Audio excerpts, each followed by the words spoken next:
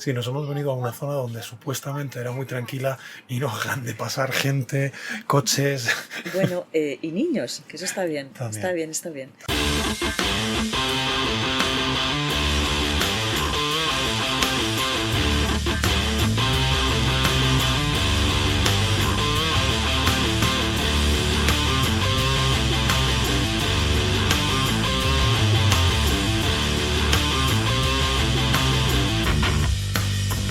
Bienvenida, bienvenido a Fotorodando, un proyecto de la red de podcast de Academia de Fotógrafos. Soy Ramón Ellín y en esta iniciativa en la que estoy al frente vemos el mundo desde el prisma de la fotografía y las viviendas con ruedas. Recién empezada la temporada tenemos un episodio que me toca muy profundamente. Me acompaña alguien a quien quiero desde hace muchos años, alguien que ha estado siempre cerca de la cultura, de la palabra, de la imagen y también de la vida con mayúsculas, incluso cuando la vida duele y desgarra.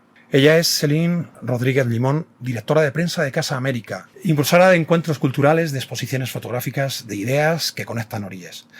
Y ahora también es autora de un libro muy especial titulado Vivir sin aire, donde comparte una historia tan íntima como universal, la de su hijo Mark, y todo lo que supuso vivir y convivir con una enfermedad rara, con el amor absoluto e incondicional, con la pérdida. Hoy hablaremos de ese libro, sí, pero también de su mirada, de su trabajo, de la fotografía, del poder de la cultura y de cómo, incluso en los momentos más duros, seguimos respirando. Es un episodio para escuchar con el corazón abierto, con respeto y con mucho aire. Celine, bienvenida a Fotorodando y bienvenida a la Enterprise. Es una alegría y un honor tenerte aquí. ¿Cómo estás? Pues muy bien Ramón, muchísimas gracias por esta invitación. Efectivamente son muchos años de relación, de respeto, de ayuda y te agradezco mucho que hablemos de todo lo que me acabas de decir porque es muy interesante y en definitiva todo lo que nos pasa es la vida. Así es. Cuando decía que eras la jefa, la directora de prensa de Casa América, me movías la cabeza y me decías, no, ya no. No, querido Ramón, es que eso pasó en la otra vida que dejé. Efectivamente estuve en comunicación como jefa de prensa, pero cuando Marc se fue, volví a la Casa de América y ahora estoy al frente del departamento de programación de artes plásticas y de música. Bueno, antes de presentarte, aunque antes he adelantado algo, déjame darte las gracias por tu encuentro, por ese encuentro, por tu generosidad y sobre todo por tu paciencia. Te voy a presentar para que las personas que nos escuchan te conozcan un poco. Celine Rodríguez Limón es una gestora cultural, escritora y especialista en artes plásticas, nacida en Bruselas, Bélgica, aunque se considera leonesa de corazón. Es licenciada en Geografía e Historia, especializada en Arte por la Universidad Complutense de Madrid, y su formación también incluye la Universitat Pompeu Fabra y la Escuela de Negocios de la Universidad de Navarra. Profesionalmente es conocida por su rol como jefa de prensa, me decías que ahora ya no, Exacto. de Casa América, donde trabaja desde 2006, comunicando la programación y estableciendo relaciones con periodistas y medios españoles y latinoamericanos. Además de la prensa, ha desarrollado tareas de programación de exposiciones y conciertos en la misma institución. Como autora, tras la muerte de su hijo Mark, quien padeció el síndrome de Haddad, publicó el libro Vivir sin aire, donde refleja su experiencia como madre y cuidadora de un menor con una enfermedad crónica. La obra es un testimonio de su vivencia, además de los 10 años de vida de Mark. Celine también es activa en la defensa de la sanidad pública, la educación especial y el apoyo a enfermedades raras. Su vida personal y profesional ha estado marcada por el compromiso social y cultural, así como por una intensa experiencia de lucha y cuidado en el ámbito de la salud. Esta no es una gran presentación, pero espero no haberme dejado nada importante. Desde luego que no. Todo es así, pero cabe resaltar que de lo que más orgullosa me siento es de haber sido la madre de mi hijo. Me consta. Así es. Bueno, déjame que te pregunte, ¿cómo definirías tu trabajo en Casa América en pocas palabras? Lo definiría tal y como están los tiempos. Es prácticamente hacer gestión cultural en este país. Es apasionante, épico y a veces ciertamente frustrante, pero considero que el acervo cultural de un país que además ha sido un imperio con un músculo tan potente como es Latinoamérica, son muchos países donde Casa América ejerce como amplificador único de la cultura de muchos países con sus diferencias, sus situaciones políticas, con sus trayectorias, con lo cual para mí realmente me considero una persona con suerte.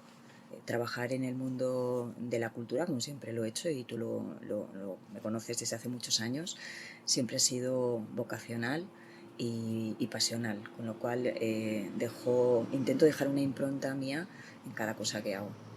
Precisamente me estabas comentando los tiempos veloces, ¿qué papel juega la cultura en estos tiempos tan veloces y ruidosos como los que vivimos?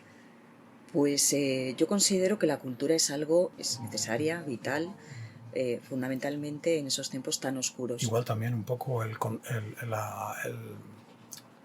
contraste, ¿no? El contraste, la balanza, ¿no? En la que equipara un poco la balanza con toda la realidad social, política, ¿no?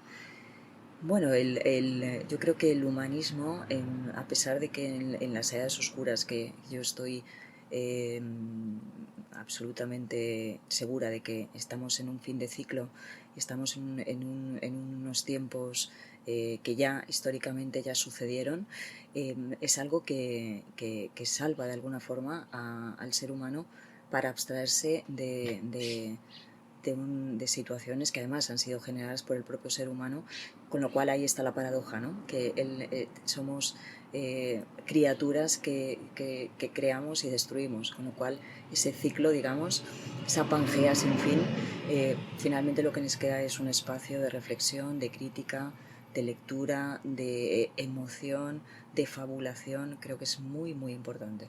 Como impulsora de Casa América, has sido testigo y motor de muchos eventos. ¿Hay alguno que te haya marcado especialmente? Bueno, más que marcado, yo creo que llevar tantos años en una institución, aunque los años de la vida de mi hijo, de Marc, realmente no pude trabajar. Mi vínculo con la institución era testimonial. Lo que me da es una perspectiva de ver cómo han ido cambiando la situación económica, social de nuestro país. Yo viví unos tiempos muy fértiles donde efectivamente la economía marcaba el ritmo y el paso de nuestra programación y realmente no es que París fuera una fiesta, es que realmente en aquellos años todo era una fiesta y se vivía como tal.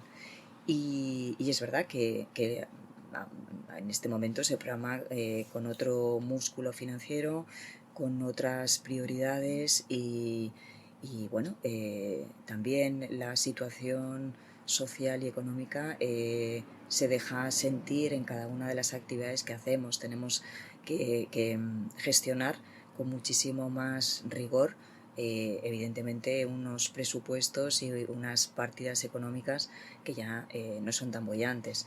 Con lo cual yo creo que es realmente ser gestor cultural en este país, y yo creo que en cualquier otro, simplemente es también ser responsable con los impuestos de unos ciudadanos que tú tienes la posibilidad de generar una programación que está estrechamente vinculada a una ciudadanía y a dar a conocer una serie de países y elegir esos proyectos. Yo creo que en sí cada uno tiene la importancia que en ese momento se amerita para que llegue a programarse. En el libro mencionas tu trayectoria profesional, cuentas tu despegue laboral pasando por ser, entre otras cosas, secretaria de la escritora Rosa Regás. Bueno, Rosa Regás para mí ha sido mentora, desde luego una persona que cuando llegó a mi vida, yo en ese momento no lo sabía, pero la cambió para siempre. No sé muy bien cómo hubiera sido mi vida si el destino no nos hubiera cruzado y además lo recuerdo muy bien porque, Ramón, yo te conozco de aquella época, Sí. Cuando iba puntualmente al despacho de Regás, sabiendo que iba a volver también muy tarde, eran jornadas muy largas. Maratonianas. Maratonianas y además los que no vivíamos en el centro de Madrid pues realmente invertíamos un tiempo muy, muy importante El en desplazamiento, sí. llegar a la City, ¿no? Y, pero Rosa, desde luego, tiene un peso literario, de gestión cultural. No olvidemos que fue directora del Ateneo de Casa América, también directora de la Biblioteca Nacional, Ujú. una editora comprometida con su tiempo y con los temas bueno, que en ese momento eh, pues había que pelear, y desde luego, de alguna forma, yo con ella aprendí a lo que es luchar por las causas justas.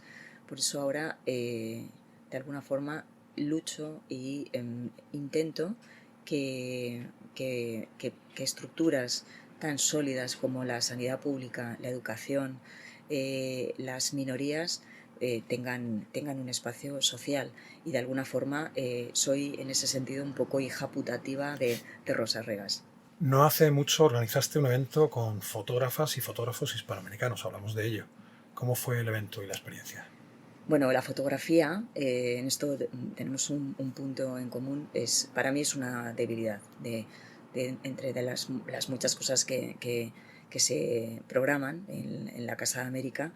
Me interesa especialmente porque considero que además cada imagen, cada fotografía en sí misma es una historia, tiene una narrativa de fondo que tú, ante la visión de una fotografía, puedes imaginar, profundizar, establecer historias. Es como si fuera un corto, ¿no? En sí mismo. La fotografía es uno de los géneros que trabajamos. Estamos íntimamente vinculados al Festival Internacional Foto Fotos. España, que efectivamente la semana que viene además bueno, inauguramos una muestra de fotografía chilena. Intentamos dar voz a fotografía consolidada. Por Casa América han pasado grandes exposiciones de fotógrafos como Corda, Alberto Figueroa en Cuba. También hemos trabajado con grandes fotógrafos documentalistas de Estados Unidos, quizá no tan conocidos. La fotografía, desde luego, es una pasión, y nosotros intentamos transmitir esa pasión en la medida de lo posible. Entre otras personas también está Isabel Muñoz, me comentabas. Isabel Muñoz hizo una exposición, es una de las grandes, desde luego, incontestable, pero Isabel Muñoz hizo una exposición magnífica, soberbia, a la vez de inquietante y terrible, sobre todo porque ahora enlaza muy bien con la actualidad política de El Salvador. Ella hizo un trabajo eh, muy, muy valioso. Entró en las cárceles, convivió con las maras, con las bandas de mareros. Trajimos su trabajo, editamos además un catálogo que para mí es una joya, que yo tengo un ejemplar en casa, y me parece que hay un punto de malignidad, pero de valentía, ¿no? Que además es una mujer que se introduce en un sistema carcelario tan duro y tan excluyente. Y te das cuenta, ¿no?, de cómo los países evolucionan, cómo ahora El Salvador está en un punto donde está manejando toda esa situación social, política, de una determinada manera. Es muy interesante. La fotografía siempre es un referente básico en la historia de la humanidad. Uh-huh. Además, Isabel Muñoz es una persona muy comprometida, siempre se implica muchísimo en lo que hace. Creo que además aprendió a hacer submarinismo para hacer un tipo de fotografía muy concreta. O sea, que cuando se implica y lo hace de forma contundente. Bueno, a mí no te voy a negar que me gustan las mujeres como fronteras, luchadoras, y es verdad que no es ejercer un feminismo desde un efectismo, pero ciertamente Isabel Muñoz forma parte de ese podium de mujeres que a mí afortunadamente me han tocado transitar en la vida, y así es. Y además Isabel Muñoz y yo tenemos la gran desgracia de perder un hijo, con lo cual eso también nos aúna digamos, en un transitar, ¿no? por una vida que, que a veces, aunque es totalmente contra natura, la vida te hace perder un hijo en determinadas circunstancias, y realmente su testimonio de levantarse y seguir adelante para mí también fue un referente para que yo pueda y pudiera en su momento hacer lo mismo. Antes decías que Casa América es una de las sedes de Foto España. Yo recuerdo haber visitado unas pocas. ¿Cómo vives desde dentro el festival? Es un festival tan amplio, tan diverso como ese. No es un evento que tú programes, o es como, no sé, un entorno, un marco distinto, ¿no? ¿Cómo lo vives de una forma especial? ¿Cómo? Bueno, yo lo vivo prácticamente primero es una cita anual que evidentemente llega, y trabajamos con el equipo de Foto España de una manera muy estrecha, con mucha implicación, y prácticamente ya somos familia. He trabajado muchísimo tiempo con Claude Bissac, que fue la directora durante muchos años de Foto España, y ahora con María, que es la nueva directora, lo hacemos de la misma manera. Son formas de trabajar distintas, implicaciones y maneras de ver la fotografía, y yo creo que el festival Foto España es algo tan vivo y tan absolutamente con unas dimensiones tan espectaculares, porque no solamente somos las instituciones, hay muchísimas galerías que están imbricadas en ese sistema y sobre todo instituciones que ya trasciende a Madrid. Están trabajando con muchísimo atino, ¿no? Desde mi punto de vista, para que el Festival Foto España sea ya una cita que vaya generando una solidez, y a mí me parece que además está tratado. Nosotros siempre estamos vinculados, lógicamente, a obra que proceda de Latinoamérica, pero descubrir la fotografía a través de lo que presenta Foto España es un reto. Yo te puedo asegurar que a veces no llego a todo porque no tenemos tiempo, y porque finalmente la oferta es tan increíble que también tú tienes que seleccionar. Pero desde luego hacen un trabajo maravilloso, y mi enhorabuena para la fábrica, por supuesto. Sí, señor. Bueno, para que nos escuche, el Foto España es un festival de la fotografía que arrancó el 30 de abril de este año hasta el 14 de septiembre. O sea que todavía tenemos tiempo de disfrutar. Incluso me parece que llega más allá, más a octubre, hay veces, depende del año, yo creo que también, Eso ¿no? es, Ramón. De hecho nosotros en Casa América solemos inaugurar siempre en las primeras inauguraciones, y este año, por una serie de circunstancias y también un poco en línea con una programación con la Embajada chilena, lo haremos el próximo 10 de septiembre, y el día 11 la exposición ya podrá ser visitada, y nuestro marco en este año será fotografía en torno a la figura de Allende en las crónicas de la revista Life de Estados Unidos. Es decir, que este año volvemos otra vez a ese proyecto crónica, ¿no? Política. Muy bien. Ahora vamos a dar un paso hacia algo un poco más íntimo, muy poderoso, que tú has sabido transformar en palabras. Y si me permites, en palabras magistrales. Me refiero a tu libro Vivir sin aire. Un título que lo dice todo y que se ha vinculado a la canción homónima del grupo mexicano Maná, que coincidió de alguna manera como tú lo mencionas, como lo mencionas en el libro. El título en sí mismo yo creo que es una declaración de estado, de intenciones, ¿no? Bueno, Vivir sin aire es, como bien dices, quien lea el libro no es un canto a... No es un voy a matizar, no es un lamento, ¿no?, a la muerte, sino un canto a la vida, quizá. Eh, Hay muchas personas que lo han leído, que lo que realmente transmite el libro es eh, lo que significa la vida, con sus luces y sus sombras.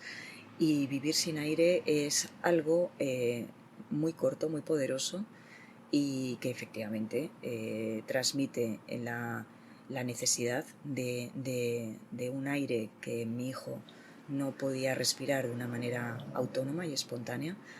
Marc necesitaba un respirador para dormir, y siempre que estuviera enfermo o con una situación basal comprometida. Pero como todo el libro hay un guiño al humor negro.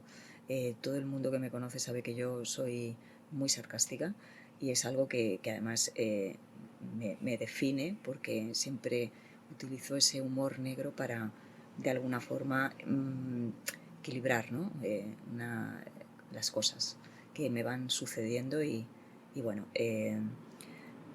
pensamos, y desde la editorial, que además gracias a todo el equipo de Aguilar, Penguin, mi editor, mi jefa de prensa, que es un amor. Palmira.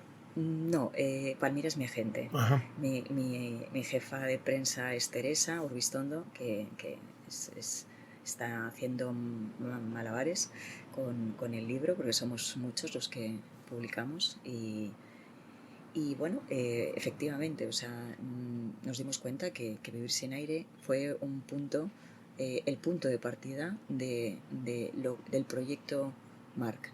Y bueno, Vivir sin aire, pues supe que Marc estaba ya en mi vida, precisamente en la última rueda de prensa que yo trabajaba, ahí sí, Ramón, como jefa de prensa. Y de alguna manera hicimos ese juego, ¿no? Ese juego de lo que significa también una canción que refleja muy bien lo que es vivir sin aire en una situación de desamor, ¿no? Ese momento donde una persona deja de estar en tu vida y crees que te vas a morir de dolor. Uh-huh. Pues también es eso que refleja en ese hit tan poderoso, ¿no?, que todos conocemos, ese Vivir sin aire. Yo también lo he vivido durante mucho tiempo, en ese duelo sin fin, en esa noche oscura del alma. Y también era lo que vivíamos de alguna forma todos los que queríamos a Marc, la familia, los abuelos de Marc, el padre de Marc, los cuidadores de Marc. Vivíamos sin aire, porque no podíamos vivir, sabiendo que teníamos un ser tan frágil que necesitaba tanto cuidado. Yo he leído un libro y coincido contigo, yo creo que es un canto a la esperanza. De hecho, tú me corregirás, pero creo que este libro no es tanto un desahogo, sino como una ayuda a los demás. Creo que es, bueno, luego te preguntaré por ello, pero hay personas que han descubierto que este síndrome les afectaba a uno de sus hijos después de verte en un programa. Entonces, la sensación que tengo cuando he leído el libro, a mí yo tengo un grado de sensibilidad importante, no sé si es la edad o qué. Y eres padre. Pero sí, pero entiendo que la situación es súper compleja. Entiendo que lo que tú decías hace un rato es contra natura. Sobrevivir a un hijo es algo que es impensable, o por lo menos los padres pensamos que no debería ser así, ¿no? Y sin embargo, lo que tú dices, por ese humor sarcástico que tienes, humor negro, ¿no? Pero está escrito con algunas veces con melancolía. Yo noto esa melancolía, pero también eso que dices, ¿no? Un poco la esperanza. Yo creo que eso de estar ayudando, creo que te mueve eso, sobre todo. Por supuesto. Bueno, este libro, Ramón, surge de un compromiso personal. Fue algo que le prometí a mi hijo cuando sabíamos que esa batalla no la íbamos a ganar, como otras muchas que habíamos ganado a lo largo de 10 años. Y yo le prometí un libro contando como una larga carta la vida de Marc, porque Marc durante mucho tiempo hablaba de él en tercera persona. Empezó a hablar muy tarde, contra todo pronóstico. Hubo una serie de médicos, logopedas, que nos decían, eran diagnóstico, todos los diagnósticos en los peores escenarios estaban siempre en nuestras vidas. Pero yo entendí que no había que rendirse. Y ese es el esquema de los dos pilares del libro, es contarle a Marc su propia vida, desde que él no existía hasta que él empezó a entender su presencia real con su personalidad, que él era, no era Marc dice, sino yo soy Marc. Con lo cual, en cuanto supe lo que quería escribir, hice ese esqueleto que yo creo que todos los escritores tienen que hacer. Así lo vivía yo en su momento con Rosa Regás. Primero tienes que generar esa carcasa, ¿no? Esa estructura, esa bitácora que te permita ir rellenando. Y el otro día además justo hablaba de esto con una escritora que admiro muchísimo, mexicana, Lidia Cacho, que si no la has leído te la recomiendo muchísimo, que publica además ahora un libro, además una mujer también en esta línea de lucha, de defensa, valiosísima, y el ritmo, la cadencia del libro era contar un capítulo desde, digamos, muy personal, muy biográfico, para inmediatamente recolocar también una estructura, digamos, más social, vivencial, desde luego, pero desde un prisma de testimonial. Lo que yo quiero transmitir es, nosotros pasamos por aquí, esto es lo que vivimos, y si de alguna forma esto puede ayudar a otras familias y puede lanzar un grito de guerra, que cuando necesitas de un sistema de una forma tan dependiente como lo necesitamos los padres que tenemos un hijo de un dios menor, que es como titula uno de los capítulos, porque tienes un hijo con una enfermedad crónica, es decir, y ese sistema de solidaridad, pues, quiero decir, tú cotizas y de repente te toca un día la lotería inversa, con lo cual tiene que haber una manera de que esto se pueda manejar. Esto, la educación especial, que también es un mundo absolutamente desconocido, hasta que no tienes que... Es que son situaciones, vivencias, estructuras que no conoces. Entonces, para mí es un viaje, digamos, a las entrañas, a la trastienda de algo que si no lo vives, no lo conoces. O sea, la ciudad está llena de hospitales pediátricos y no vivimos la realidad de un hospital pediátrico.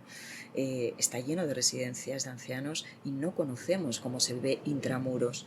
Pero eso es algo que está ahí y que tiene que ser un órgano vivo y existe. Y además, estamos en un momento crucial porque hay más diagnósticos de enfermedades en niños, y estamos teniendo también una esperanza de vida que cada vez se alarga más, con lo cual tenemos una horquilla social que yo creo que de alguna forma se tiene también que focalizar, ¿no? y visibilizar, porque yo salgo por Madrid y está lleno de cuidadoras, Ramón.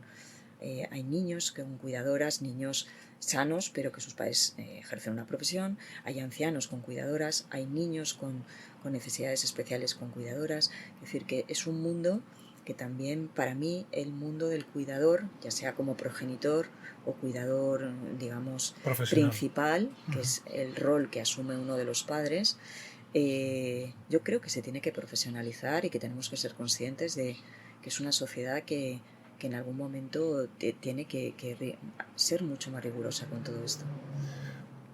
Rigurosa y también más flexible para poder encajar todo este tipo de situaciones y realidades que no es... recuerdo haberte leído que cuando una persona se casa tiene 15 días de permiso y cuando una madre y un padre pierde a un hijo tiene 6 días de permiso, ¿no? Este tipo de Así cosas es. que son un poco... Demenciales. O Sí, sea, para empezar, ilógicas, ¿no? es algo que no te lo crees, pero es así. Yo no, es decir, no, hay muchas cosas que no sabemos. Yo no sabía cuando pierdes un hijo los días que puedes, que dispones, ¿no? Para hacer toda la burocracia que significa eh, perder a tu propio hijo. Tu hijo no va a volver a casa nunca. Tienes que manejar eh, una tangibilidad en la que tú no puedes, estás absolutamente roto. Pero tampoco me había parado a pensar que cuando pierdes un hijo no hay un nombre que lo defina. Si tú te pierdes Sí, a tu cónyuge, también lo te leí. quedas viudo.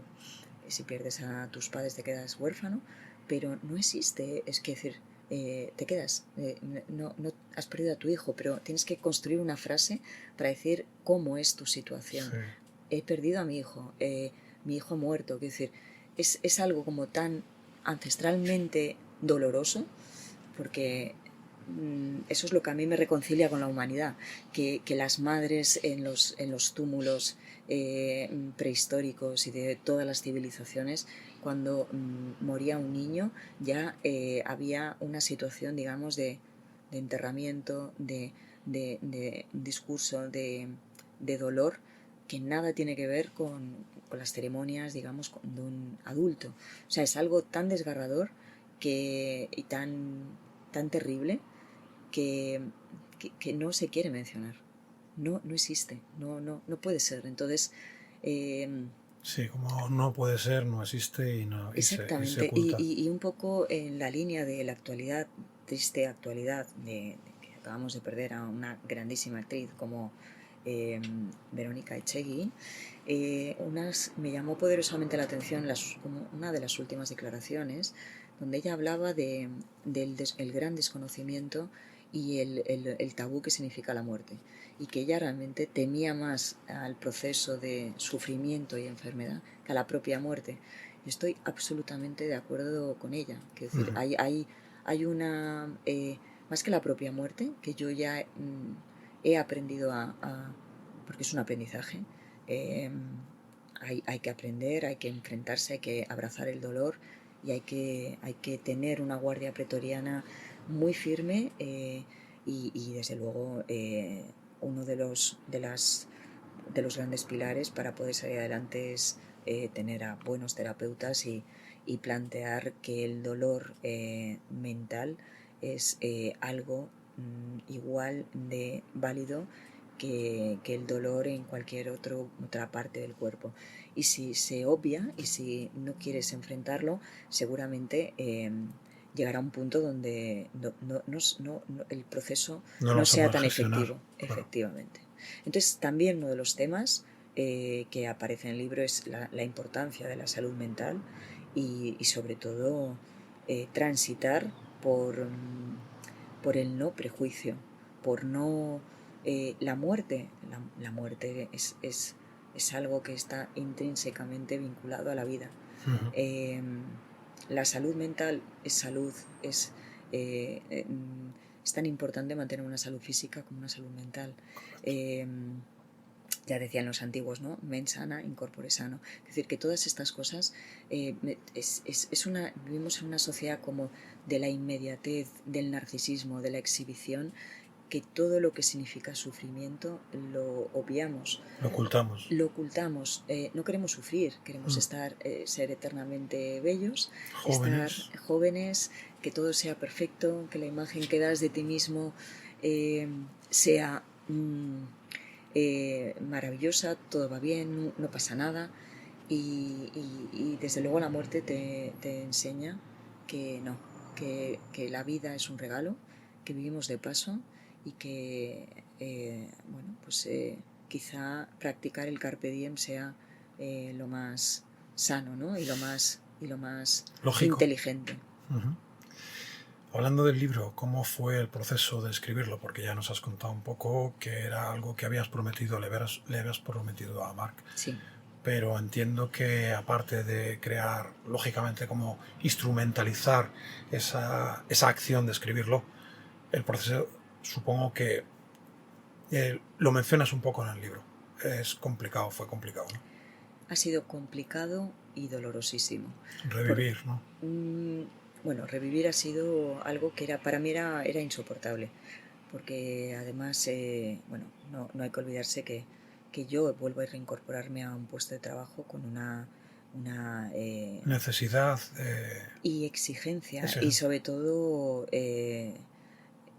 con un nivel de exposición muy alto.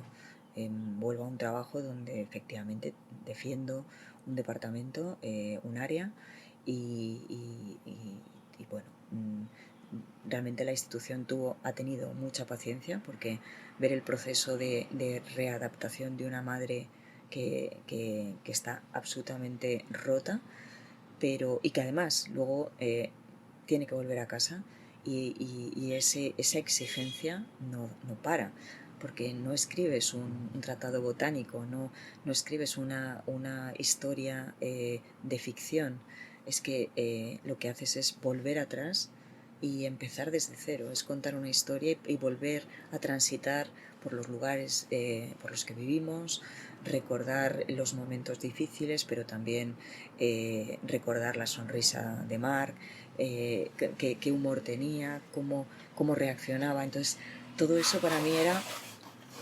revivir como en cámara lenta, porque además tenía que saber transmitirlo bien, porque lo que yo quería era que la realidad de un niño con un síndrome tan complejo como es el síndrome de Haddad quedara plasmado, pero también que dentro de toda esa vida tan difícil y tan dura había espacio para la risa, para la complicidad, para el aprendizaje, para el divertimento, para la maravilla de lo que significaba descubrir.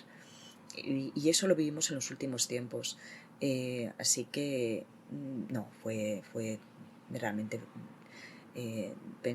hubo muchos momentos donde pensaba que no lo iba a terminar, siempre contando con el apoyo de Palmira, que efectivamente me daba un impulso para seguir adelante, pero a veces ya cuando los tiempos apremian, porque tú bien sabes que hay que entregar unas fechas, Sí. que hay unos calendarios de edición que están aprobados además, y yo temía, para mí el tiempo nunca era suficiente y tenía que dejar de hacer, que decir, no he hecho grandes planes durante estos años, pero de alguna manera en ese descanso que a lo mejor podía ser los fines de semana para poder estar en contacto con ese dolor, ¿no? Y ese duelo, pues también tenía que de alguna manera zambullirme en ese libro.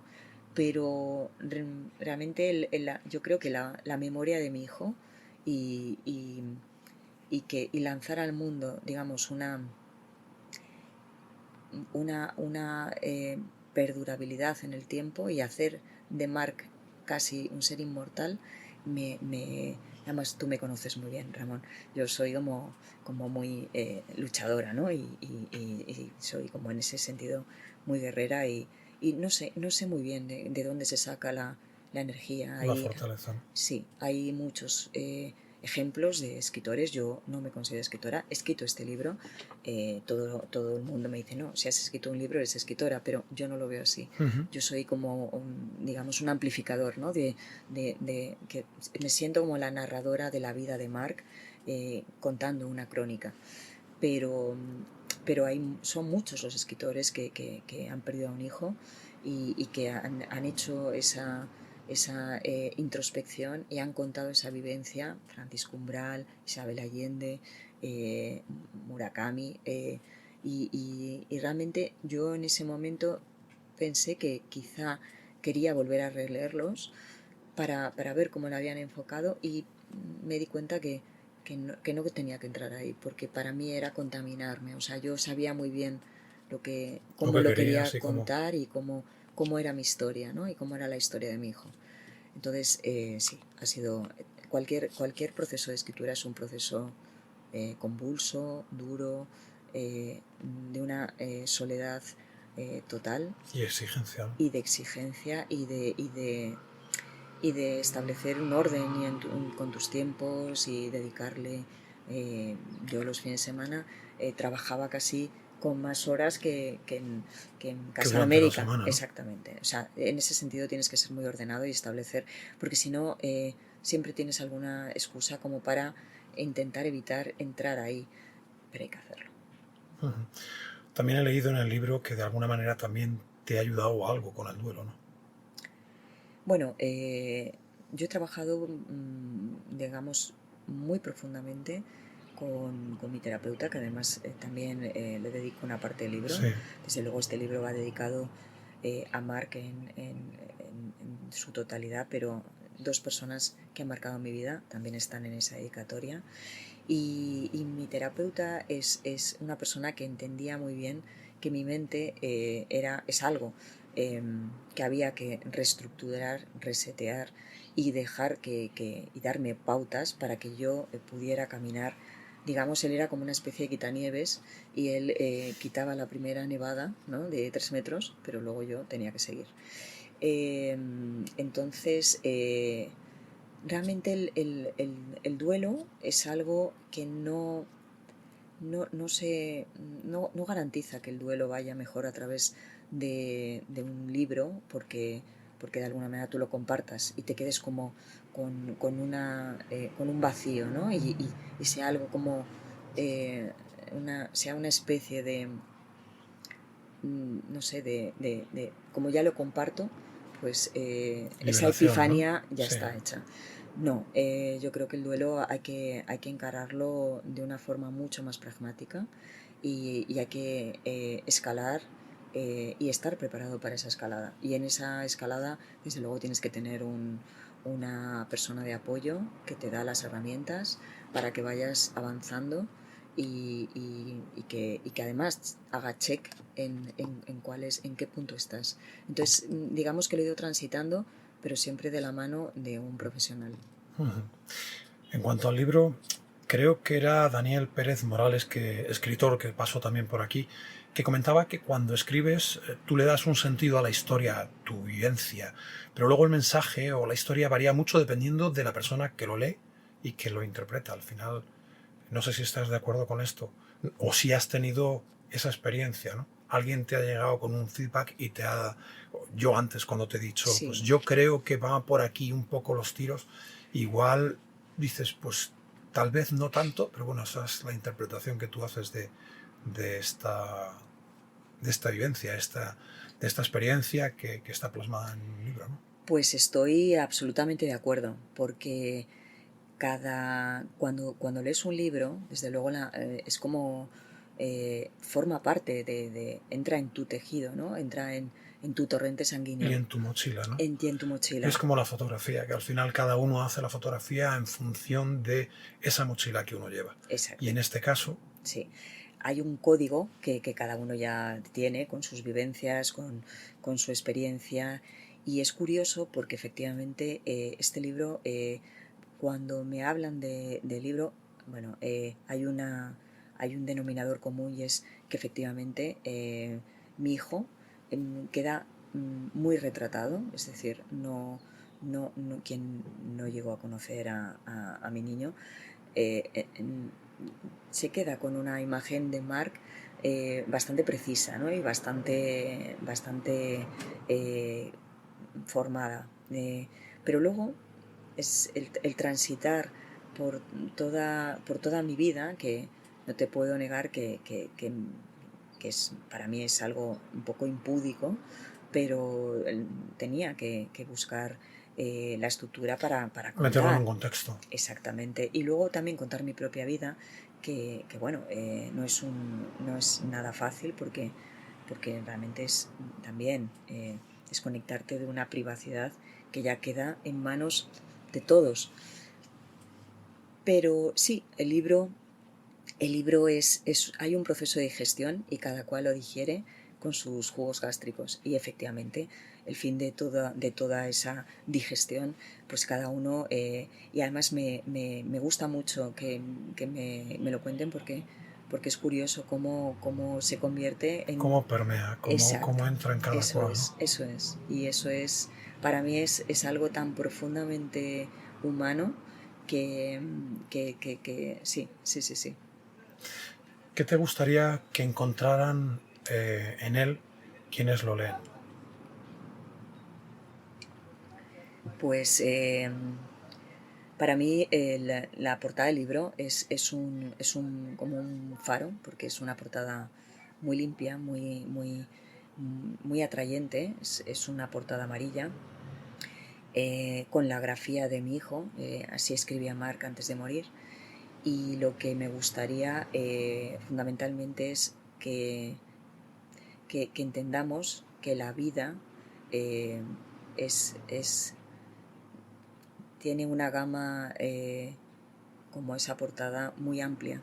Hay un pantón eh, muy que funciona también muy vinculado a las decisiones de cada uno cada día. Es decir, tenemos quizá una dinámica de queja, de victimización, y yo a través de los ojos de Mark veía la vida de una manera absolutamente virgen, ¿no? Entusiasta.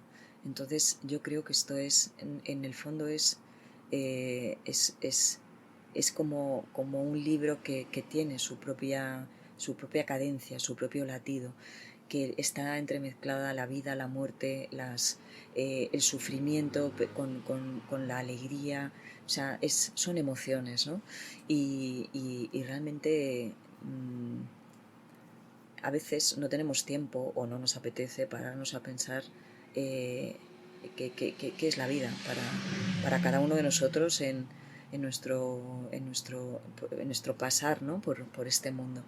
Entonces yo creo simplemente que es una experiencia que creo que además, y bueno, no es que crea, es que realmente está ayudando a otras personas.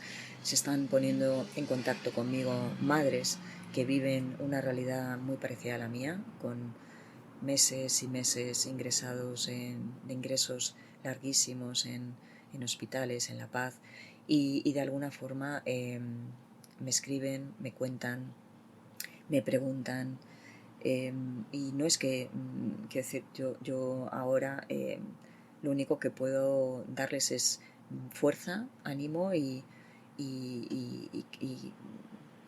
bueno, siempre el planteamiento es no tirar la toalla, ¿no? Porque si tu hijo no te tiene, no tiene a nadie.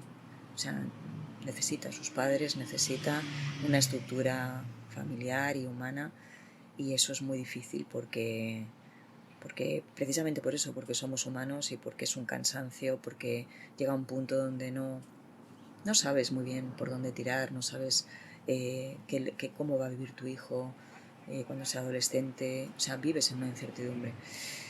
Y es simplemente eso, Ramón, es algo que cuando se termine de leer eh, te quedes un poco sin aire.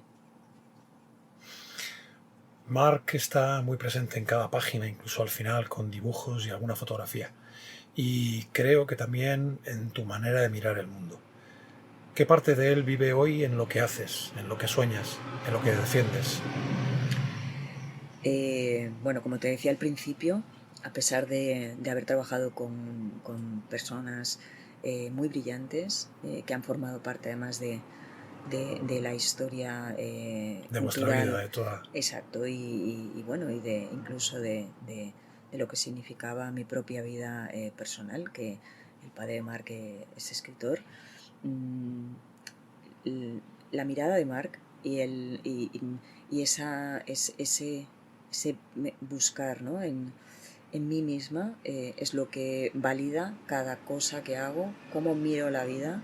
O sea, de hecho, todo lo que yo veo, todo lo que yo experimento, es como si tuviéramos un filtro y lo estuviera viendo mi hijo. Y sobre todo, que aunque suene un poco quizá, ¿no? A ese punto de Illuminati. Lo que sí que me planteo es intentar vivir de la mejor manera posible, ser consecuente con mis acciones, con otras personas, eh, de alguna forma abstraerme de cualquier situación tóxica, de victimización, y intentar ser lo más auténtica posible, ¿no? Mar vivía su vida sin complejos y sin prejuicios. Sí, eso me queda claro en el libro. Y era un tipo muy, muy interesante, ¿no? Ver cómo se agarraba a hablar. Eh, Marc decía una cosa que a mí sinceramente me ponía los pelos de punta, porque realmente para mí era algo que... Pero Marc daba un brinco de repente y decía: mami, estoy vivo. Y efectivamente, es que estamos vivos, y hasta que no pasa algo o ves en alguien muy cercano o vives lo que significa la vida, estamos vivos y elegimos también muchas cosas de nuestra vida. Entonces, bueno, es eso, es ejercer la vida desde otra perspectiva, quizá más con otro compromiso. Mucho menos superficial, más profunda y Desde además con un luego. compromiso distinto, ¿no? Desde luego, pero también viviendo la superficialidad y viviendo el... Sí, nos hemos venido a una zona donde supuestamente era muy tranquila y no dejan de pasar gente, coches. Bueno, y niños, que eso está bien, También, está bien, está bien. también. Está bien que hablando de Marc pase un niño de vez en cuando.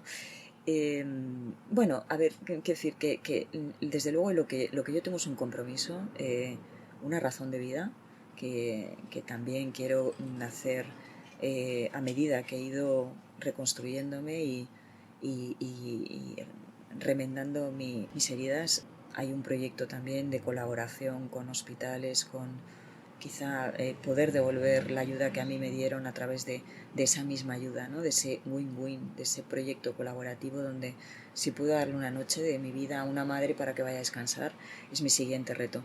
Pero tampoco sin olvidar que si me quedo aquí en esta vida, también quiero vivir con la conciencia de disfrutar, de elegir Valorarlo todo de de otra manera. valorarlo y vivirlo intensamente, sin entrar en la vida de mi hijo.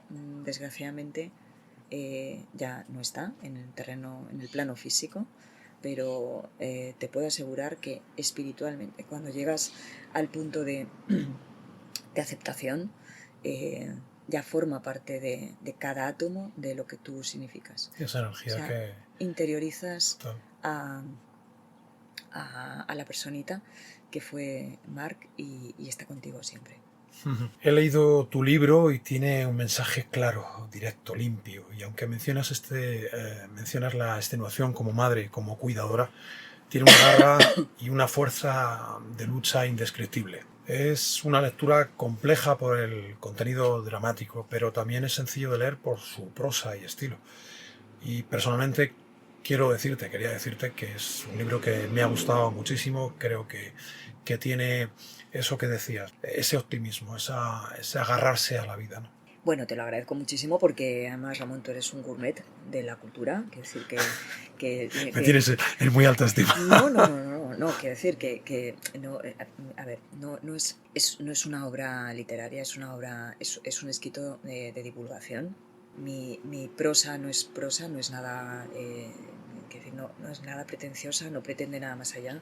Pero es clara y directa, es algo que transmite un mensaje que creo que queda súper claro. Y creo que ahí ha estado, igual, corrígeme, pero una de tus preocupaciones al escribir el libro era antes mencionabas algo así, ¿no? Dejar un mensaje claro, que quedara todo claro, fuera del victimismo, fuera de esta posible lectura, ¿no? Sí, porque no, para nada, o sea, yo no entro en cuestiones filosóficas de lo que implica, de lo que es la muerte, ni cómo se gestiona una vida con un vacío tan, tan terrible, tan formidablemente inexplicable. Es un vacío íntimo, físico, porque no vuelves a escuchar a tu hijo, o sea, es algo... tu vida entra en un silencio como nunca pensaste. No hay sonido en tu casa, eh, pero por eso o sea, quería que la lectura fuera fácil. O sea, las personas que quieren leer Vivir sin aire me dicen que al final engancha, ¿no? Que lo lees en muy poco tiempo porque Sí, quieres saber más, ¿no? De Mark. Y a mí eso, para mí eso es la misión cumplida. Eh, es que quieras, o sea, que el niño, que todo lo que acontece en ese libro, lo que quieras saber, ¿no? Aunque ya sabes cuál es el destino fatal, ¿no? De la historia, pero, pero es algo, es un relato que de alguna manera genera curiosidad. Y además no una curiosidad morbosa, Ramón, sino una curiosidad sana de conectar con algo que, bueno, los que habéis estado cerca de mí, fundamentalmente, quizá conocéis desde una perspectiva más íntima, más cercana, pero los que no han conocido a Marc ni me conocían a mí, eh, entienden esa historia.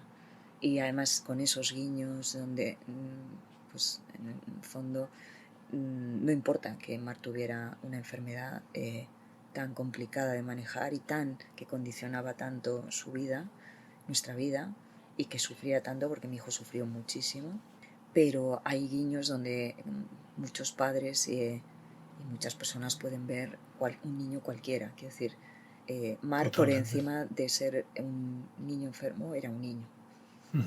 Me has transformado el dolor en palabras en el libro, en acción. Y eso tiene algo profundamente valiente. Yo no sé si podría hacerlo, la verdad. Pero más allá del dolor está la vida y tú sigues construyéndola cada día, ayudando a quienes, sin saberlo, tienen un hijo con una enfermedad rara, o el síndrome de Ondine, como Elena, la madre de Lucía con la que compartes estudio en el programa de televisión española en Bilbao, me parece que es, en el Guggenheim, Sí, en el plató improvisado de Informe Semanal. exactamente. Bueno, Elena es una mujer que está unida, estamos unidas para siempre en una fatalidad, desde luego, pero es ese vínculo con México, que más allá de la anécdota que hablábamos antes con Maná, eh, Lucía es una niña mexicana que estaba ingresada en la UCI de un hospital en Guadalajara, en México, y que no tenía un diagnóstico. Y realmente entraban en una situación De muy, crisis muy, continua, muy, ¿no? muy difícil, porque ya llevaba mucho tiempo en la UCI. Bueno, había nacido, estaba ingresada como Mark en una UCI de neonatos. Y realmente era muy complicado el manejo porque no había forma de enfocar, ¿no? la enfermedad de Lucía. Bueno, a mí cuando llegué a Madrid, cuando volvimos de Barcelona, yo me divorcié y volví con mi hijo a Madrid y empezamos a vivir solos, me llamaron de Televisión Española, mis colegas de Informe Semanal, mis amigos periodistas, para ver si quería hacer un reportaje en el Día Internacional de las Enfermedades Enfermedades Raras. raras. Y ahí hicimos un primer reportaje que fue para mí durísimo. De hecho, no he podido volver a ver nunca más ese reportaje porque realmente ahí sí fui muy valiente, Ramón, de permitir a unas cámaras que entraran en En en mi casa. vida, en mi realidad, en mi sufrimiento, porque además evidentemente había una ruptura también familiar. Es decir, o sea, me enfrentaba a un reto formidable y yo sabía que eso ya, eh, siempre desde el nacimiento de Mark he sido en ese sentido muy combativa, ¿no? Eh, dando, poniendo a disposición del público mi propia vida privada, porque entendía que por donde yo estaba pasando hay que mostrarlo para entenderlo, si no, no lo puedes entender.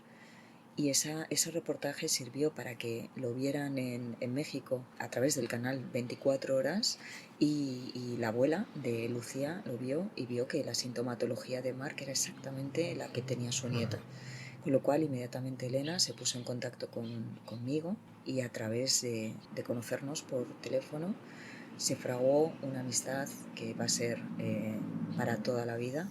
El Niño Jesús con María Ángeles García Teresa, que es una maravillosa neumóloga, pediatra, intensivista, como mejor persona, e inmediatamente empezó a trabajar con el equipo mexicano para, de alguna forma... Ponerles en ruta, ¿no? Exactamente, es como estas cosas que hicimos en la pandemia de hacer streaming, pues eso ya lo vivimos Elena y yo para trabajar un poco teniendo como referencia el caso de mi hijo.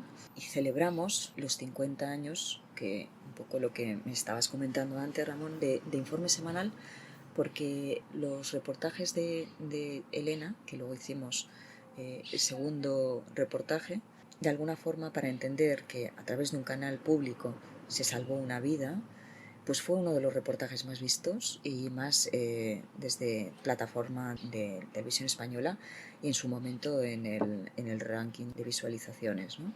Y tuvo un share increíble.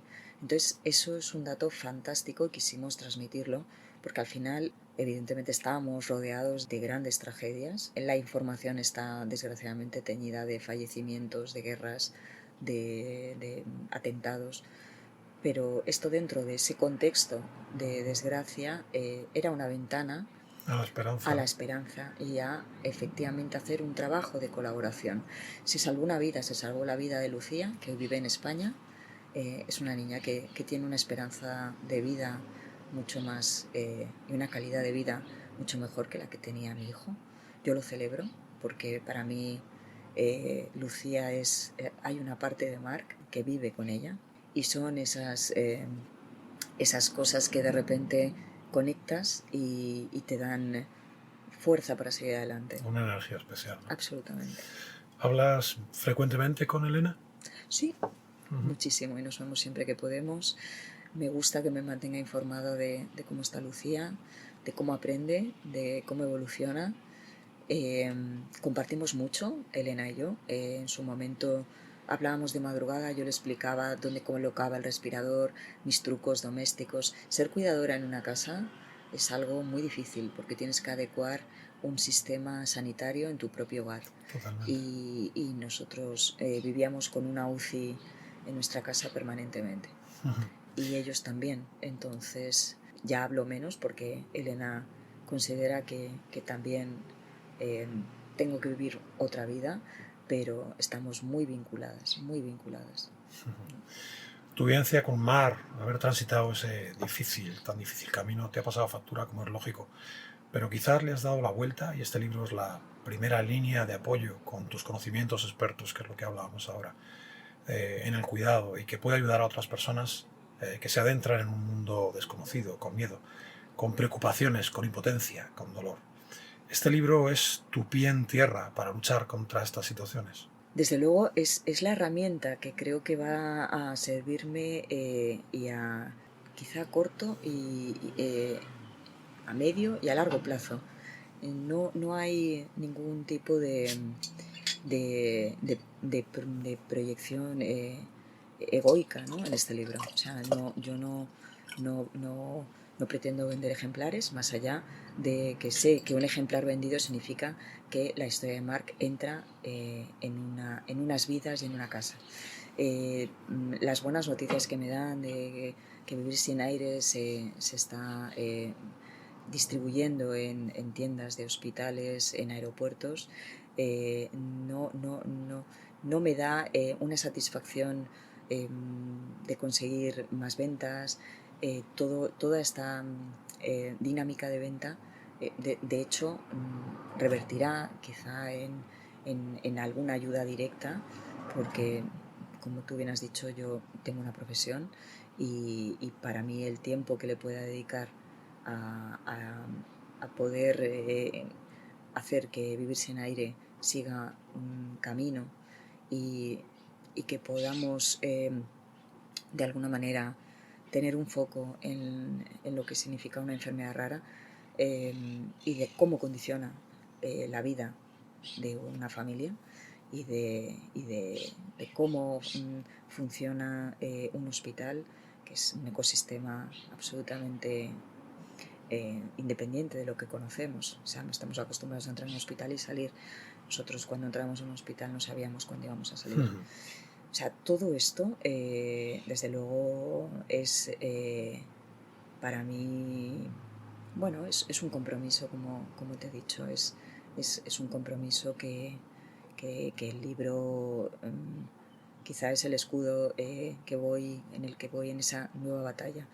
Pero sí, es lo que pretendo, que podamos asistir a congresos, quizá establecer líneas de trabajo más exhaustivas y más directas Y y efectivas. efectivas con Estados Unidos, con Francia, con Italia, que son los países que ahora mismo tienen un trabajo mucho más avanzado, ¿no? en lo que significa Esta enfermedad, ¿no? exacto. Pero más que quizá la inversión en investigación, quizá lo prioritario es que las familias puedan encontrar una estructura que De sea apoyo, ¿no? exacto y que sea vivible tu propia vida, porque la investigación podrá llegar o no llegar en función de muchos factores que desde luego se nos pueden escapar, pero el fortalecimiento de lo que es un padre a la deriva, sin poder descansar, sin medios efectivos, es determinante. Antes hablabas de las enfermedades raras y corrígeme si me equivoco, pero el Día Internacional de las Enfermedades Raras creo que es el 28 de febrero, precisamente por eso irregularidad de tiene que ser año bisiesto. Exacto. Lo explicas muy bien en el libro. Y el Día Internacional del Síndrome de Ondine, hasta donde yo tengo registrado, es el 28 de septiembre, es decir, que es apenas dentro de unos días. Eso es. Bueno, igual esto tiene también un poco sentido el darle esa proyección, esa amplificación que hablabas tú hace un rato, para dar a conocer eso, esos apoyos necesarios, quién cuida a un cuidador, ¿no? Lo necesario que es dar todo este soporte. Aparte de la investigación, que también hablas en el libro, hablas sobre herramientas muy especiales y muy novedosas como la CRISPR, ¿no? Que es la de todo lo que es el análisis genético y cómo manipular todo lo que está haciendo la investigación para adentrarse en este mundo que es relativamente nuevo, moderno, ¿no? Sí, en este sentido, Ramón, insisto en que la implementación de lo que significa la tecnología, el avance médico, es fundamental. Es decir, siempre son buenas noticias que haya equipos de investigación, que de hecho hay un trabajo que está teniendo, digamos, un recorrido muy interesante que se está haciendo. El padre de mi hijo y yo donamos a investigación órganos del niño, y porque aunque son momentos terribles también son cruciales, y ahí tienes que tomar una decisión que de alguna manera vaya en la línea de generosidad que tanto Daniel y yo manejamos desde el momento uno, ¿no? Hay que tener efectivamente una sangre fría, pero te das cuenta que toda decisión que tomes en ese punto puede dar fruto, y ahora hay en marcha un estudio que está desarrollando el CSIC, que están planteándose y están viendo que hay unos denominadores comunes entre síndrome de Ondine y ELA, porque efectivamente hay un trabajo sobre proteínas y neurotransmisores que se están. Entonces son dos enfermedades. ELA es una enfermedad que está teniendo cada vez un mayor peso en investigación y quizá un mayor entendimiento social, pero que se unan estas dos enfermedades en un trabajo es muy significativo. Y desde luego estas efemérides que antes mencionabas son un punto para generar un foco de comunicación, y quizá, bueno, es una maniobra, digamos, que desde el punto de vista de promoción, quizá, que a mí no me gusta llamarlo promoción porque la promoción es algo que tiene una durabilidad muy concreta en el mundo editorial, pero sí que es verdad que son esas fechas donde evidentemente un libro como Vivir sin aire tiene todo el sentido, porque es donde puedes encontrar un nicho y desde luego un espacio en la actualidad social. Y de esa forma también ayudar a otros que no conocen, como Lucía, en el caso de la niña mexicana, el que puedan tener un poco un faro, ¿no? Un faro donde acogerse o donde poder ponerle el foco a lo que te está pasando. Y esas efemérides también entiendo que buscan poner la atención, ¿no? Llamar la atención, porque tú antes mencionabas cuando te toca la lotería inversa. Sí. Esto nadie está exento. Hablas en el libro de que somos un cruce brutal de genes y que hay enfermedades que son genéticas y otras que no lo son, pero que al final, que es verdad que nadie debe culpabilizarse, somos portadores de lo que somos y, y nadie es responsable de ello, pero que al final eso, hay muchas mutaciones y decías en el libro algo así como que todos somos muy mutantes. Efectivamente, todos somos muy mutantes y ni siquiera lo sabemos. Quiero decir, por lo menos hasta ahora, no sé si aquí estoy abriendo quizá una posibilidad y un negocio fantástico que es que todos nos hagamos unas pruebas genéticas para saber exactamente al 100% cómo funcionan nuestros genes, que yo me imagino que ya en otras esferas donde hay un poder adquisitivo eso ya existe, pero estamos yendo hacia una ciencia ficción donde efectivamente ese puzzle, ¿no? tan increíblemente perfecto como es que un ser humano nazca con una máquina que funciona perfectamente, que luego ya con los años nos encargamos de Boicotearnos. destrozarla y el propio paso del tiempo, pero es un impulso con la vida que no somos conscientes hasta que de repente efectivamente hay un diagnóstico genético, que eso implica, como bien decías, una carga de culpabilidad, pero que las enfermedades genéticas también pueden ser espontáneas, son de nuevo, es un poco como se cataloga cuando no, efectivamente no hay un rastro genético ni por la parte del padre ni de la madre. Pero es verdad, o sea, tú puedes tener una serie de mutaciones, pero en un padre, en un progenitor, no se manifiestan, están silentes y en un momento dado, pues en esa magia, ¿no? Y esa aventura de la vida, pues las piezas no encajan. Porque en la enfermedad concreta de mi hijo, sí que es verdad que hay una serie de situacional que son embarazos complejos y son embarazos de alto riesgo, sobre todo en el último trimestre, pero realmente no hay una prueba, o sea, hasta que el niño no nace, que ya se expone a la vía aérea, porque respira a través de la madre, obviamente, no, o sea, mi hijo no, me decían, Manifiesta nada, claro. exacto, y de hecho en los controles ecográficos me decían, vas a tener un niño precioso, que efectivamente mi hijo lo era, pero quiero decir, no hay en ningún momento un elemento que pueda ponerte en guardia de que algo va mal, sino simplemente, bueno, que tienes un embarazo, pero yo realmente me pareció que era lo más normal porque en aquella época, como jefa de prensa, pues mi vida no era precisamente nada tranquila, ¿no? Y a veces la naturaleza pues te dice, aquí te tienes que parar, pero no había ningún condicionante. Entonces es una lotería inversa porque realmente la vida es una lotería. Desde que nacemos hasta que morimos, hasta que tomamos decisiones, es una lotería. Es un poco ese factor, ¿no?, de suerte con el que vivimos cada día sin ser muy conscientes de ello. Al final del libro hay un anexo donde se describe la situación real y actual de la sanidad, de los recursos existentes y de la necesidad de mejorar lo perdido. Y de lo vital que es tener una sanidad adecuada para todo el mundo, ¿no? Un sistema adecuado y que funcione.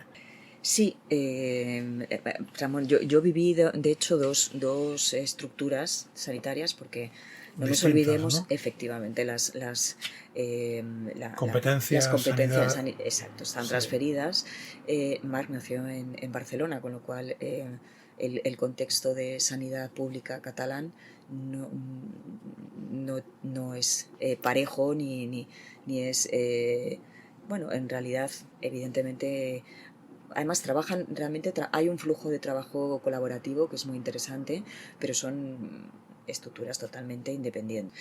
Eso, ¿cuál es la percepción de toda esa vivencia? Que cuando Marc nació, en la sanidad pública había una estructura muy solvente, quizá incluso en demasía, es decir, que no eran conscientes quizá de que había que recortar gasto. Yo creo que analizándolo desde la distancia, quizá había grandes pérdidas, sobre todo en material fungible, en maneras de gestión, que la pandemia puso en jaque. Y yo creo que en ese punto, que es en la pospandemia, las costuras de la sanidad en cualquier comunidad autónoma saltaron. Y desde ese momento no se ha vuelto a recuperar esa solvencia, porque por primera vez yo creo en el mundo y sobre todo en España, que es lo que yo Sí, viví tenemos de cerca y lo que has vivido. exactamente, era algo que se daba por hecho. Cuando la sanidad se convierte en algo donde hay una epidemia y donde las personas luchaban por entrar en un hospital, yo he vivido cosas absolutamente de película distópica, lo vivimos todos, ¿no? Se Sí, un tuvieron poco que surrealista, habilitar, ¿no? exactamente. Pero eso sucedió. Entonces ahí nos dimos cuenta que efectivamente la lucha por la supervivencia no es baladí. Pero ahí se empezó a manejar un código muy perverso, que es que efectivamente había un negocio, porque hubo un negocio en la pandemia con mascarillas, con geles hidroalcohólicos, con muchísimos elementos que no estaban en el día a día. Que no estaban integrados en el día a Exactamente, día. yo lo cuento. O sea, todo el material que yo manejaba con Marc y manejábamos con Marc desde su nacimiento, el gel hidroalcohólico, los guantes, mascarillas, de repente se convirtió Lo común, sí, lo cotidiano, ¿no? en un objeto que triplicaba su valor, en un objeto buscado, De deseo, ¿no? necesario, de lujo incluso, ¿no? Entonces ahí es donde yo creo que hubo un antes y un después. Nos dimos cuenta todos que la sanidad se podía prostituir hasta un punto donde ahora es lo que está instalado. Creo que no es viable volver a planteamientos quizá tan, tan alegres, ¿no? Como antes de la pandemia, es decir, como en la cultura que antes hablábamos. Yo creo que hay que racionalizar las cosas, pero desde luego privatizar una sanidad creo que no es lo correcto, con lo cual ni lo correcto, ni lo efectivo, ni lo deseable para un país. El tener una estructura de sanidad que pueda llegar a todos los ciudadanos es lo que realmente merecemos como país, necesitamos, y deslocalizarlo, como se ha hecho con otras muchas cosas, y privatizarlo, creo que es muy peligroso. Ahora que estás en la Enterprise y que esto nos transporta un poco al espacio, si pudieras mandarle una carta o un vídeo, una videonota a la Celine del futuro, ¿qué le escribirías? ¿Qué le dirías? Bueno, le diría que siguiera soñando y que no se bajara de la Enterprise, que es donde estoy. O sea, hay que llegar a las estrellas. O sea, hay que seguir mirando al cielo, sabiendo muy bien dónde pisas, y de repente, pues si tienes un amigo que tiene esta nave espacial, pues subirte, sin dudarlo. ¿Y qué le dirías a la Celine de hace 20 años? Que lo que le quedaba por delante, quiero decir, si yo hubiera sabido todo lo que tenía que luchar, cómo tenía que enfrentar una maternidad, que es algo que desde el minuto uno, mi hijo desde luego se convirtió en lo más importante, y la Celine de 3 meses antes desapareció por completo, y ahora evidentemente hay una Celine renovada. Pues no sé muy bien, pero bueno. Mandar las fuerzas para seguir, porque es un Bueno, orgullo, al final decías tú al principio, de lo que estoy más orgullosa de todo lo que has dicho cuando te he presentado, es de ser madre de Marc. Ser madre de Marc para mí ha sido durísimo. Desde luego no ha sido nada, No ha sido un camino fácil. nada fácil. No quiero tampoco romantizar desde el punto donde estoy hoy, porque Marc evidentemente ha muerto hace 4 años y eso me ha permitido descansar, vivir sin ese estrés vital tan terrorífico como es tener a un hijo que puede perder la vida en cualquier momento. O sea, la atención que más requería era 24/7 permanentemente, y eso es un desgaste psicológico. Total. Que no tiene absolutamente que hacer. Es vivir en una situación de caos constante. A mí Mar me ha permitido en su corta vida entender la vida de otra manera. Y desde luego soy una mejor persona, mucho más resiliente que la Céline que no era madre. Ser madre siempre, y ser padre evidentemente, te hacen abandonar, ¿no? ese yo, porque en ese momento ya hay algo más importante que tú mismo. O sea, es una renuncia a esa pulsión narcisista. Pero en mi caso, para mí Marc ha significado 2 duelos. Abandonar a la Céline de antes del nacimiento de mi hijo y recuperar a la Céline que sea después de su muerte. Me gustaría recomendar este libro a todas las personas. En estos tiempos aciagos, negros y lúgubres, con carencia de afección por el prójimo, carentes de empatía con víctimas de guerras cruentas, inmundas y estériles, para que descubramos la belleza en lo delicado, efímero, o el esfuerzo titánico de quien lucha por vivir, por sacar la cabeza del agua, para luchar por lo importante, por la vida, por la diversidad, por la amistad, por el amor. Te voy a pedir que me dediques el libro, tu libro. Pues Ramón, con muchísimo gusto y bueno, a través de esta oportunidad que me das, lo que quiero es mandar mucho ánimo, fuerza a esos padres que tienen que pasar días, noches en un hospital, que viven mirando los labios de sus hijos para ver si están bien o no están bien, que necesitan de una máquina para que sus hijos sobrevivan. Realmente mucha fuerza a esos padres valientes.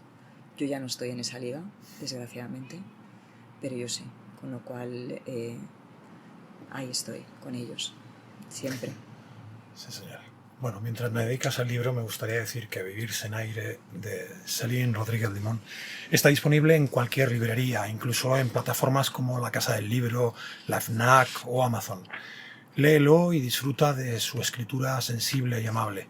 Siente que cada palabra tiene su peso, que su dolor lo ha convertido en esperanza para otras personas que desconocen lo que les está sucediendo. Tendrás referencias del libro en la descripción del programa. Céline, estamos llegando porque no quiero acapararte. Estaría hablando contigo horas, pero sé que estás exhausta con tanto evento y presentación y no quiero abusar de tu tiempo, ni paciencia ni descanso. Y creo que eso ahora mismo es fundamental. Y nuevamente quiero agradecerte tu generosidad y disposición por pasarte por Fotorrodando. Pero quiero agradecerte la generosidad, dulzura y sentimiento que has puesto en este Vivir sin aire para acompañar a todas aquellas personas que pasan por estos momentos. O para aquellas personas que tienen la sensibilidad necesaria de sentir, de empatizar, de vivir con el corazón. Y gracias por venir con el alma en la mano, por enseñarnos que se puede hablar del dolor sin perder la belleza. Sé que volveremos a encontrarnos y en estos micrófonos, hablando de fotografía, de arte, de lo que nos une, de lo que quieras, de lo que tú quieras. Porque la cultura también es refugio, también es abrazo. Y esta es tu casa. Muchas gracias. No, gracias a ti siempre por esta conversación entre amigos, que desde luego va a tener una dimensión pública con esa pulsión de los dos para dar voz a unas minorías que están con nosotros conviviendo. Y gracias por pensar que este libro y yo y mi hijo y todo lo que rodea a esta corta vida tenía cabida en tu programa. Por supuesto. Y bueno, pues yo voy a venir y voy a hablaros en Fotorodando siempre que me invites. Estás invitada desde ya siempre que quieras. Muchísimas gracias y bueno, empezar el curso contigo es lo mejor que me podía pasar. También te digo, todavía no estoy exhausta, pero todo llegará. Así que estoy a tu disposición siempre. Muchas gracias. A quienes estáis al otro lado, gracias por acompañarme un día más. Espero que este episodio os haya tocado como lo ha hecho conmigo. Nos escuchamos pronto. Hasta entonces, cuidad vuestro aire, vuestras palabras y todo eso que no se ve, pero que se siente. Un fuerte abrazo y hasta pronto. Un abrazo enorme, Celine. Otro para ti y hasta pronto.